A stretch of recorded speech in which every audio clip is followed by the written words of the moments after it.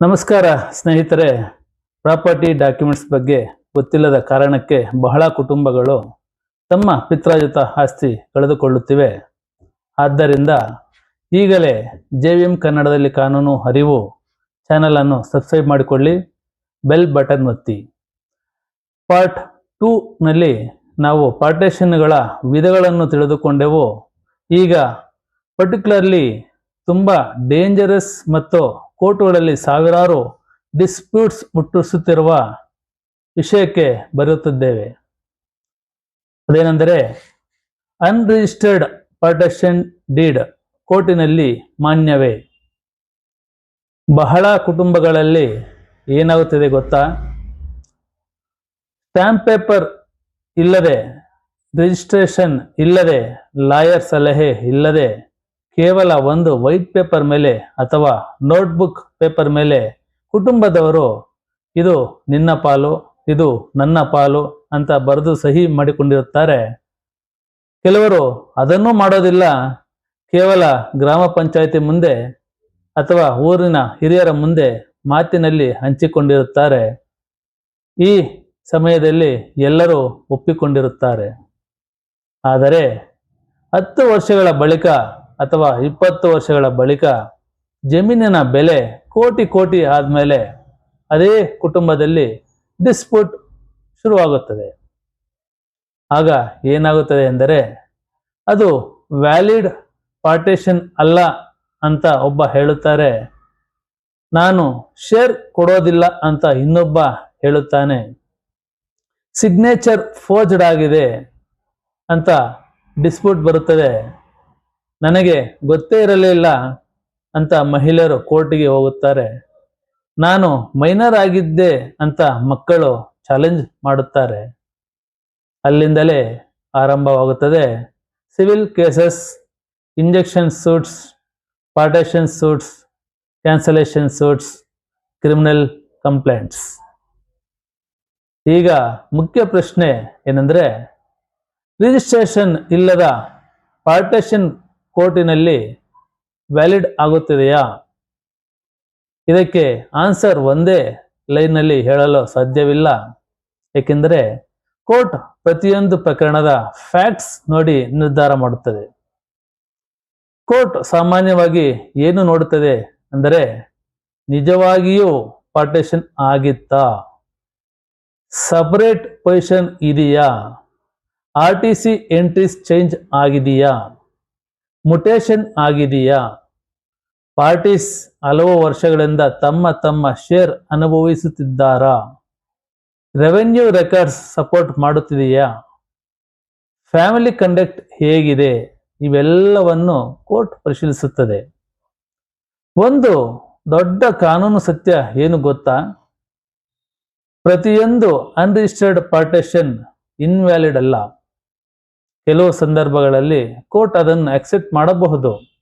ಉದಾಹರಣೆಗೆ, ಅದು ಆಲ್ರೆಡಿ ನಡೆದ ಪಾರ್ಟೇಷನ್ ಅನ್ನು ಕೇವಲ ಒಂದು ರೆಕಾರ್ಡ್ ಮಾಡುತ್ತಿದ್ದರೆ, ಪಾರ್ಟೇಷನ್ ಲಾಂಗ್ ಪೊಸಿಷನ್ ಅಲ್ಲಿ ಇದ್ದರೆ, ರೆವೆನ್ಯೂ ಎಂಟ್ರೀಸ್ ಸಪೋರ್ಟ್ ಮಾಡುತ್ತಿದ್ದರೆ ಕೋರ್ಟ್ ಅದನ್ನು ಸಪೋರ್ಟಿಂಗ್ ಎವಿಡೆನ್ಸ್ ಆಗಿ ಕನ್ಸಿಡರ್ ಮಾಡಬಹುದು.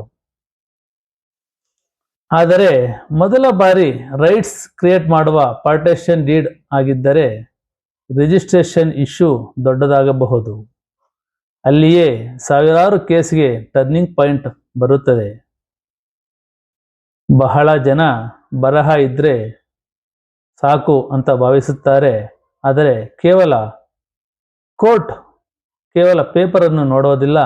ಕೋರ್ಟ್ ನೋಡೋದು conduct, position, revenue entries, evidence, surrounding circumstances, ಇವೆಲ್ಲವನ್ನು ಕೋರ್ಟ್ ಗಮನಿಸುತ್ತೆ. ಸ್ನೇಹಿತರೆ, ಇಂದಿನ ದಿನಗಳಲ್ಲಿ ಕರ್ನಾಟಕದಲ್ಲಿ ಸಾವಿರಾರು ಕುಟುಂಬಗಳು ಜಂಟಿ ಕುಟುಂಬ ಆಸ್ತಿ ಮತ್ತು ಪಿತ್ರಾರ್ಜಿತ ಆಸ್ತಿಗಳ ವಿಚಾರದಲ್ಲಿ ಕೋರ್ಟ್ ಡಿಸ್ಪ್ಯೂಟ್ಸ್ ಎದುರಿಸುತ್ತಿರುವುದಕ್ಕೆ ಪ್ರಮುಖ ಕಾರಣ ಪ್ರಾಪರ್ ಲೀಗಲ್ ಪಾರ್ಟೇಷನ್ ಮಾಡದೇ ಇರುವುದು. ಬಹಳ ಜನ ಇನ್ನೂ ಸ್ಟಾಂಪ್ ಪೇಪರ್ ಇಲ್ಲದೆ, ರಿಜಿಸ್ಟ್ರೇಷನ್ ಇಲ್ಲದೆ, ಲಾಯರ್ ಸಲಹೆ ಇಲ್ಲದೆ ಕೇವಲ ವೈಟ್ ಪೇಪರ್ ಅಥವಾ ನೋಟ್ಬುಕ್ ಪೇಪರ್ ಮೇಲೆ ಇದು ನಿನ್ನ ಪಾಲು, ಇದು ನನ್ನ ಪಾಲು ಅಂತ ಬರೆದು ಸಹಿ ಮಾಡಿಕೊಂಡು ಅದನ್ನೇ ಫೈನಲ್ ಪಾರ್ಟೇಷನ್ ಅಂತ ನಂಬಿಕೊಂಡಿರುತ್ತಾರೆ. ಕೆಲವರು ಓರಲ್ ಪಾರ್ಟೇಷನ್ ಮಾಡಿಕೊಂಡಿರುತ್ತಾರೆ. ಆದರೆ ಕೆಲವು ವರ್ಷಗಳ ನಂತರ ಪ್ರಾಪರ್ಟಿ ವ್ಯಾಲ್ಯೂ ಹೆಚ್ಚಾದಾಗ ಫ್ಯಾಮಿಲಿ ಡಿಸ್ಪ್ಯೂಟ್ಸ್ ಖಂಡಿತ ಪ್ರಾರಂಭ ಆಗುತ್ತವೆ. ಒಬ್ಬ ಪಾರ್ಟೇಷನ್ ವ್ಯಾಲಿಡ್ ಇಲ್ಲ ಅಂತಲೋ, ಒಬ್ಬ ಶೇರ್ ಇಲ್ಲ ಅಂತಲೋ ಒಬ್ಬ ಕೋರ್ಟಿಗೆ ಹೋಗುತ್ತಾರೆ. ಮಹಿಳೆಯರು ನಮಗೆ ಪಾರ್ಟೇಷನ್ ಬಗ್ಗೆ ಗೊತ್ತಿರಲಿಲ್ಲ ಅನ್ನುತ್ತಾರೆ ಮತ್ತು ಚಾಲೆಂಜ್ ಕೂಡ ಮಾಡುತ್ತಾರೆ. ಅಲ್ಲಿಂದ ಪಾರ್ಟೇಷನ್ ಸೂಟ್ಸು ಮತ್ತು ಮಿಕ್ಕ ಎಲ್ಲ ಸೂಟ್ಸ್ಗಳು ಪ್ರಾರಂಭ ಆಗುತ್ತವೆ. ಅದರಲ್ಲಿ ಇಂಜೆಕ್ಷನ್ ಸೂಟ್ಸ್ ಆಗ್ಬೋದು, ಮ್ಯುಟೇಷನ್ಸ್ ಡಿಸ್ಪ್ಯೂಟ್ಸ್ ಆಗ್ಬೋದು, ಪೊಲೀಸ್ ಕಂಪ್ಲೇಂಟ್ಸ್ ಆಗ್ಬೋದು ಮತ್ತು ಫ್ಯಾಮಿಲಿ ಇನಿಮಿಟಿ ಶುರುವಾಗುತ್ತದೆ. ಕೋರ್ಟ್ ಕೇವಲ ಪೇಪರ್ ನೋಡಿ ಯಾವುದೇ ಡಿಸಿಷನ್ ಮಾಡೋದಿಲ್ಲ. ಅದು position, RTC, mutation, revenue records, conduct of parties, separate ಯೋಜನೆಮೆಟ್ ಮತ್ತು ಈ ಎಲ್ಲ ಎವಿಡೆನ್ಸ್ಗಳನ್ನು ಪರಿಶೀಲಿಸುತ್ತದೆ. ಆದ್ದರಿಂದ ಫ್ಯಾಮಿಲಿ ಪಾರ್ಟೇಷನ್ ಯಾವಾಗಲೂ ಪ್ರಾಪರ್ ಲೀಗಲ್ ಡಾಕ್ಯುಮೆಂಟ್ ಮೂಲಕನೇ ಮಾಡಿಸ್ಕೊಳ್ಳಬೇಕು. ದಯವಿಟ್ಟು ಇನ್ನೊಂದ್ಸತಿ ಹೇಳ್ತೇನೆ, ಫ್ಯಾಮಿಲಿ ಪಾರ್ಟೇಷನ್ ಯಾವಾಗಲೂ ಪ್ರಾಪರ್ ಲೀಗಲ್ ಡಾಕ್ಯುಮೆಂಟ್ಸ್ ಮೂಲಕ ಮಾಡಿಕೊಳ್ಳಬೇಕು. ಸಾಧ್ಯವಾದಷ್ಟು ರಿಜಿಸ್ಟರ್ಡ್ ಪಾರ್ಟೇಷನ್ ಡೀಡ್ ಮೂಲಕ ಮಾಡಿಸಿಕೊಳ್ಳಬೇಕು. ವುಮೆನ್ ಏರ್ಸ್ ಮತ್ತು ಮೈನರ್ ಚಿಲ್ಡ್ರನ್ ರೈಟ್ಸ್ ಪ್ರೊಟೆಕ್ಟ್ ಮಾಡಬೇಕು. RTC ಮತ್ತು ಮ್ಯುಟೇಷನ್ ರೆಗ್ಯುಲರ್ಲಿ ವೆರಿಫೈ ಮಾಡಬೇಕು ಮತ್ತು ಲೀಗಲ್ ಗೈಡೆನ್ಸ್ ಇಲ್ಲದೆ ಯಾವುದೇ ಪ್ರಾಪರ್ಟಿ ಡಾಕ್ಯುಮೆಂಟ್ಗೆ ಸಿಗ್ನೇಚರ್ ಮಾಡಬಾರದು.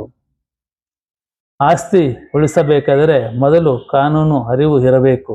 ಇಲ್ಲವಾದರೆ ಒಂದು ಜನರೇಷನ್ ಮಾಡಿದ ತಪ್ಪಿಗೆ ಮುಂದಿನ ಜನರೇಷನ್ ಕೋರ್ಟ್ ಸುತ್ತಬೇಕಾಗುತ್ತದೆ. ಸ್ನೇಹಿತರೆ, ಇನ್ನೂ ಡೇಂಜರಸ್ ಸಿಚುವೇಶನ್ ಏನು ಗೊತ್ತಾ? ಪಾರ್ಟೇಷನ್ ಆಗಿಲ್ಲ, ಆದರೆ ಒಬ್ಬ ಮೆಂಬರ್ ಸಂಪೂರ್ಣ ಪ್ರಾಪರ್ಟಿ ಸೇಲ್ ಮಾಡಿಬಿಟ್ಟಿರುತ್ತಾನೆ. ಆಗ ಪರ್ಚೇಸರ್ ಏನು ಮಾಡಬೇಕು? ಇತರ ಕೋಪಾರ್ಟ್ನರ್ ಏನು ಮಾಡಬಹುದು? ಸೇಲ್ ವ್ಯಾಲಿಡ್ ಆಗುತ್ತದೆಯೇ? ಈ ವಿಚಾರದ ಬಗ್ಗೆ ಮುಂದಿನ ಭಾಗದಲ್ಲಿ ತುಂಬ ಆಳವಾಗಿ ನೋಡೋಣ. ಸ್ನೇಹಿತರೆ, ಈ ಮಾಹಿತಿ ನಿಮಗೆ ಉಪಯುಕ್ತವಾಗಿದ್ದರೆ ಕೂಡಲೇ ಸಬ್ಸ್ಕ್ರೈಬ್ ಮಾಡಿಕೊಳ್ಳಿ, ಲೈಕ್ ಮಾಡಿ ಮತ್ತು ನಿಮ್ಮ ಕುಟುಂಬದವರಿಗೂ ಶೇರ್ ಮಾಡಿ ಮತ್ತು ಬೆಲ್ ಬಟನ್ ಒತ್ತಿ ಎಲ್ಲ ವಿಡಿಯೋಗಳನ್ನು ತಾವು ನೋಡಬಹುದು. ಮುಂದಿನ ಭಾಗದಲ್ಲಿ ಪಾರ್ಟ್ 4ನಲ್ಲಿ ಕೋಪಾರ್ಟ್ನರ್ ತನ್ನ ಶೇರ್ಗಿಂತ ಹೆಚ್ಚು ಮಾರಿದರೆ ಏನಾಗುತ್ತದೆ, ಇದನ್ನೇ ನಾವು ನೋಡೋಣ. ಕಾನೂನು ಅರಿವು ನಿಮ್ಮ ಹಕ್ಕಿನ ರಕ್ಷಣೆ. ಈ ವಿಡಿಯೋವನ್ನು ಕೊನೆಯವರೆಗೂ ನೋಡಿದ ತಮಗೆ ಧನ್ಯವಾದಗಳು.